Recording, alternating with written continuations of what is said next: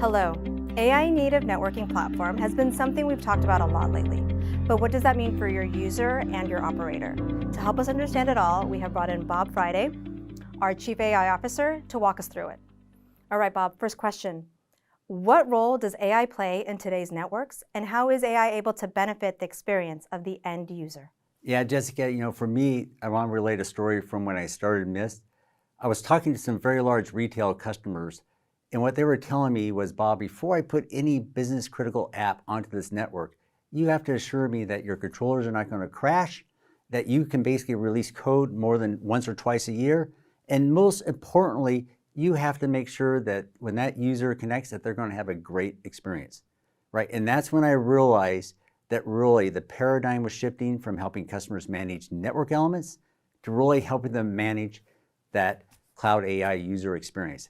And that is the role that AI is playing in today's network, is really moving from that paradigm of managing network elements to managing the client to cloud user experience. All right, so what is the difference between AI native and AI driven? That is a great question. My story was at Cisco, before I started Mist, I was talking to some very critical big retail customers, and they told me a couple things. One is before they were going to put any business critical app on that network, like an app for their customers, they wanted to make sure that controllers were not going to crash anymore. They wanted to make sure that I could deliver code more than once or twice a year. They wanted me to keep up with their mobile app. And more importantly, they really wanted to make sure before anyone on that network that they were going to have a great experience. And that was really the paradigm shift from managing network elements like I did 20 years ago versus managing the user experience. So when you look at AI native, the decision I made was to solve that problem, I needed to leave Cisco and start with a clean sheet of paper. That actually building an AI native was going to require a real-time foundation cloud solution that you were not going to get at a legacy system.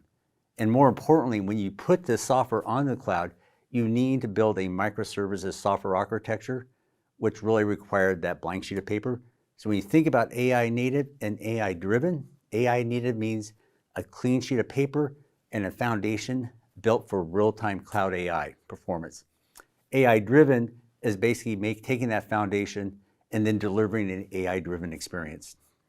So with AI native, I've been hearing part of the reason Juniper AI is ahead is because it's built on the right data, the right real-time response, and the right secure infrastructure. So can you explain as to what that means? Because when I was at Mist, the reason I built an access point was to make sure I could get the right data to answer the question of why is a user having a poor internet experience. It's not because I thought the industry needed another access point, it's because I wanted to make sure I could get the right data. In terms of real-time response, the other reason I left Cisco to start Mist, because I knew that we had to build a cloud infrastructure, a secure cloud infrastructure that really could handle data in real time. And when you look at what the first thing we built indoor location, we were able to take data back from the network device and actually return a location response in 1 second. So that's what we mean by real-time data, down to second-level real-time data across a secure cloud infrastructure. So Juniper offers the only platform with a common microservices cloud. Why is that important for AI? And how does that help deliver an exceptional user experience? As I mentioned before, when I was working with large retail customers, one of the things they asked for was for controllers to stop crashing. And that is really due to the difference of the software architecture between an on-prem solution and a cloud solution.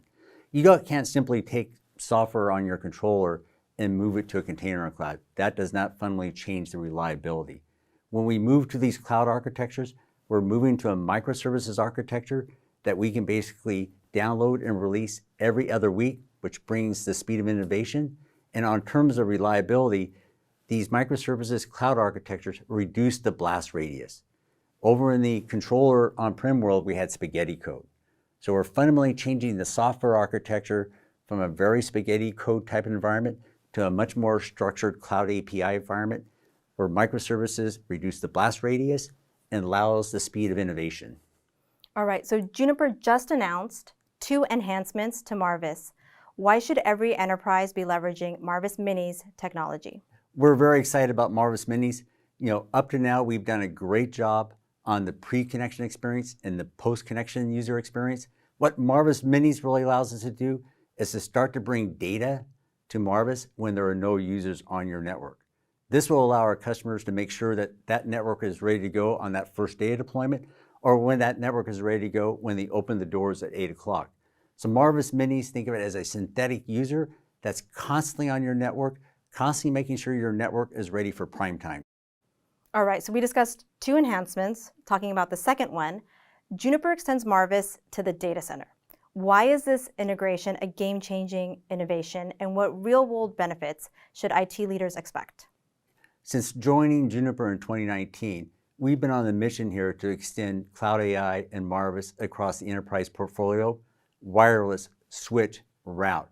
Now we're looking to extend Marvis across the different business units here, and Campus Branch and Data Center is one of those integrations. And why is this important to our customers? Because we have several customers that run business critical apps like point of sale, boarding pass out of their private data center.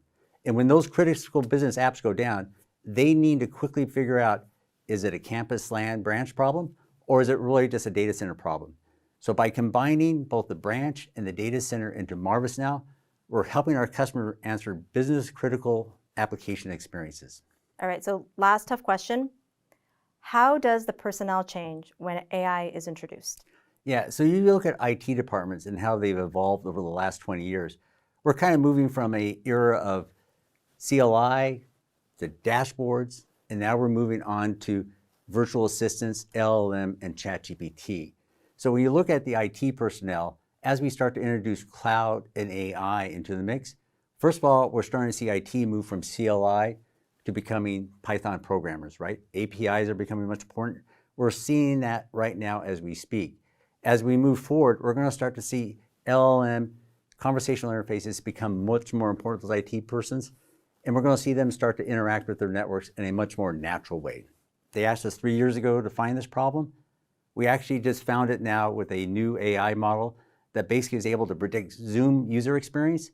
And what it showed was they basically had a misconfigured VPN gateway that was routing traffic from India to Australia, right? And so this is the power of AI, is helping IT enterprises find those needle in the haystack problems. So this is an exciting time to be back into networking again, and Cloud AI is going to make it funner for the next decade.